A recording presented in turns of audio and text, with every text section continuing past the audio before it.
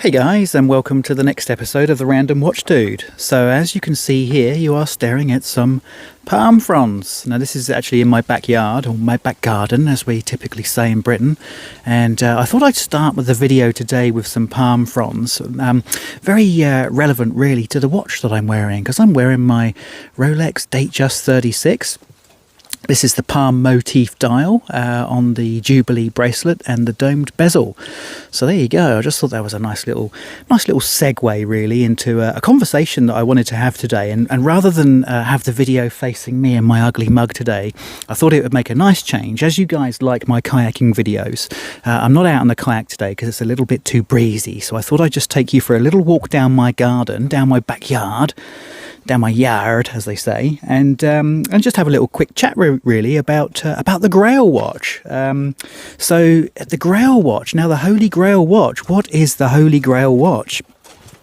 We all talk about it, don't we? We all talk about watches that we aspire to collect, and we quite often refer to these watches as a Grail watch. And of course, that's that's kind of really a metaphor, isn't it? The Holy Grail is a metaphor for something that we aspire for, something which, and I looked this up actually in Google, what is the Holy Grail, and of course what it refers to essentially is something that is eagerly pursued or sought after.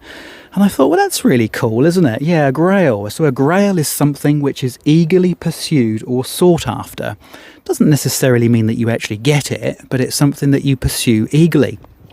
And it got me thinking, because I think a lot of us, quite often refer to the Grail watch as like the end game watch, if you like, the exit watch. And that may be the case for some. But for me, and I guess that's the point of this video, guys, is, what do we actually mean when we talk about the Grail, the Holy Grail watch? Is it something which, we're actually looking for because we want to exit the hobby? Or is it just the watch, that is the next step up the ladder in our watch collecting madness?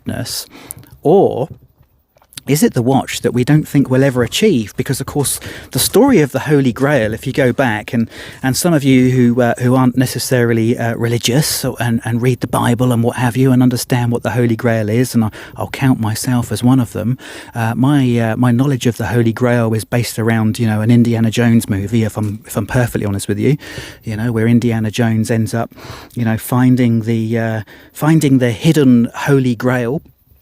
I think he actually found it somewhere in Jordan in a palace, and it was being protected by a British guard, and I'm not quite sure how that all worked out. But Indiana Jones taught me that the Holy Grail essentially is the eagerly pursued or sought after object. And of course, in Indiana Jones, the Holy Grail, gives you basically immortality. If you drink water from the Holy Grail, then you are immortal. And so to a degree, guys, is the Holy Grail watch, is the Grail watch that we often refer to, a watch that, ultimately, we're all looking to achieve because we want to achieve immortality? I don't think so. And so the whole Grail watch kind of, and forgive me if I'm going a little bit deep here, but there is a point to this, by the way, is, I'm trying to clarify what do we mean by Grail watch.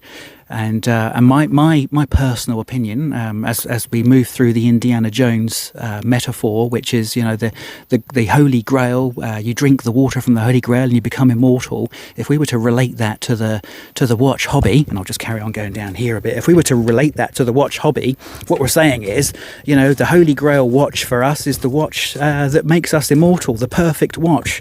And the reality is, guys, and I'm going to ask this as a question: is the Grail watch ever a watch that you're actually supposed to achieve? Is it actually a watch that you're ever really supposed to own? Or is it just a watch that you would aspire to own? And when you eagerly pursue something, as you quite often know, and as we've all found in the past, when you eagerly pursue something, when you actually achieve it, now this is a very, very important piece of equipment here, as you can see. This is a barbecue. Now, for those of you who don't live in either Australia or New Zealand, A barbecue is a device which, believe it or not, you can actually use to heat food in an outdoor environment, because quite often the weather might be warm enough, as it is here today, for you to fire up a barbecue and actually cook food outdoors. Can you believe that? Now, for someone who grew up in Great Britain, in England, in the south of England, these objects here were very, very rare, and they usually consisted of a little foil tin, basically, that had some charcoal in the bottom. And what we used to do is spend about half an hour with a lighter and some petrol trying to get this thing bloody well going. Well, they don't do that this way in the southern hemisphere, guys. In Australia and New Zealand, we haven't got time for charcoal and trying to burn ourselves with jet fuel to get it going. We just get a gas bottle linked up to one of these, and within 5 minutes you've got burgers and beef and everything on the grill cooking away. So yeah, just thought I'd highlight that for you. This is what is known as a barbecue in the southern hemisphere. So yeah, guys, I'm just going to carry on down here. I've got, as you can see, I've got a couple of chairs here that I never sit in, and these are the steps that you'll quite often find me making my videos from. I'll usually be sat. Let me just get out of the sun now. I'll usually be sat on one of these steps. I put these steps in myself, by the way. Bloody hard work. Took me several months.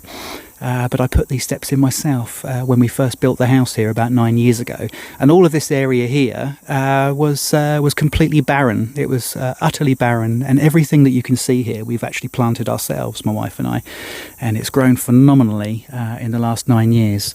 Quite crazy. But I'll just carry on down here, guys. So just carrying on with this subject of the Grail Watch. Is the Grail Watch a watch which is ever a watch that we're supposed to actually achieve, or is it just a watch that we aspire to own? So I've got a view on this because, and just cut into the chase, guys, I've just bought a Grail Watch. I have just purchased a Grail Watch. For those of you who watched a video that I made the other day, just down here is where the little duckies were hanging out. Now, I saw the duckies this morning. They worked their way up these stairs, and they went all the way up to our house. There's the tip of my roof of my house up there, and they came and said hello to me, crapped all over my deck, and then waddled off and left me to spray all their crap away, which is just a routine that they've got quite happily into over the last couple of weeks. There's 4 ducks. They waddle. They sit down here all day, and usually early in the morning. And again, when they're coming back the other way at night, they just walk past my deck, crap all over it, say hello, realise they're not going to get fed today, and then carry on down to here. But just to finish my point, guys, and I'm just going to sit down here and just finish my point. Guys, the Grail Watch. The Grail Watch is something which is eagerly pursued or sought after. Now, I'm going to tell you that my Grail Watch typically is my next watch.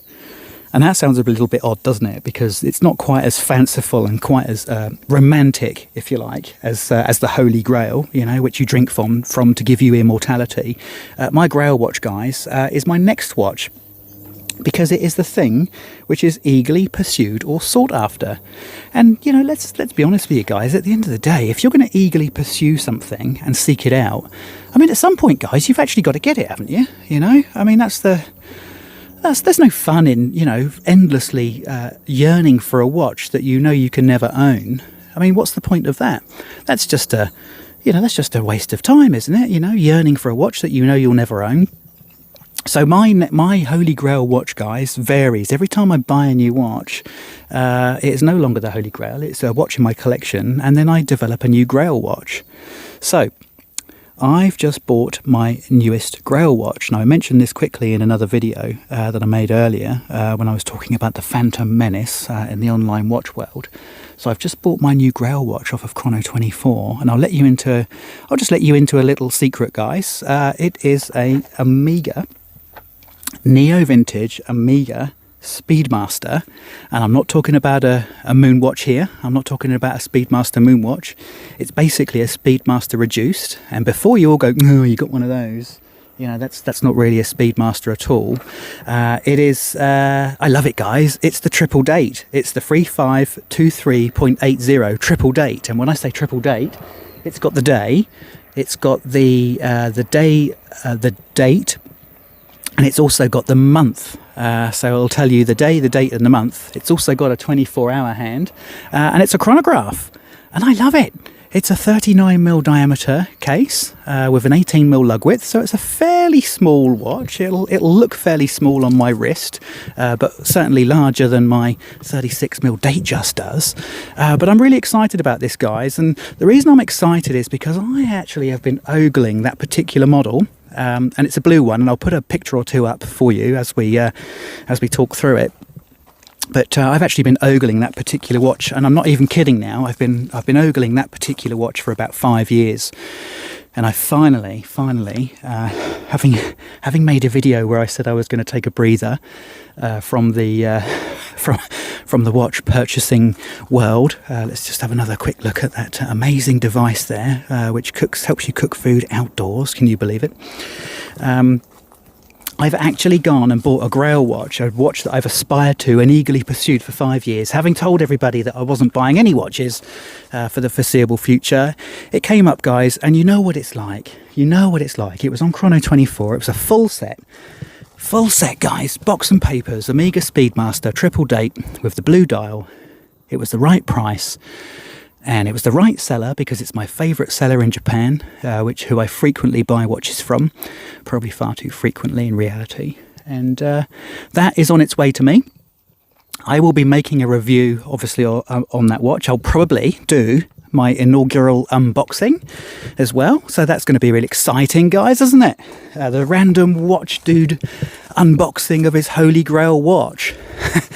So on that note, guys, really this is just a complete and utter ramble, but I just wanted to raise the question about Grail watches and how do you define what a Grail watch is. My definition of a Grail watch is basically your next watch. It's the watch that you aspire to, that you eagerly pursue, but it has to be within reach, guys. It actually has to be within reach. So let me know what you think. Tell me what you think a Grail watch means. How do you define the word Holy Grail when it comes to watches? It's a very, very commonly used phrase, and I'm really keen to find out what you guys think that actually means. So leave your thoughts and your comments in the comments section, guys, and look forward to seeing you on the next video. Cheers.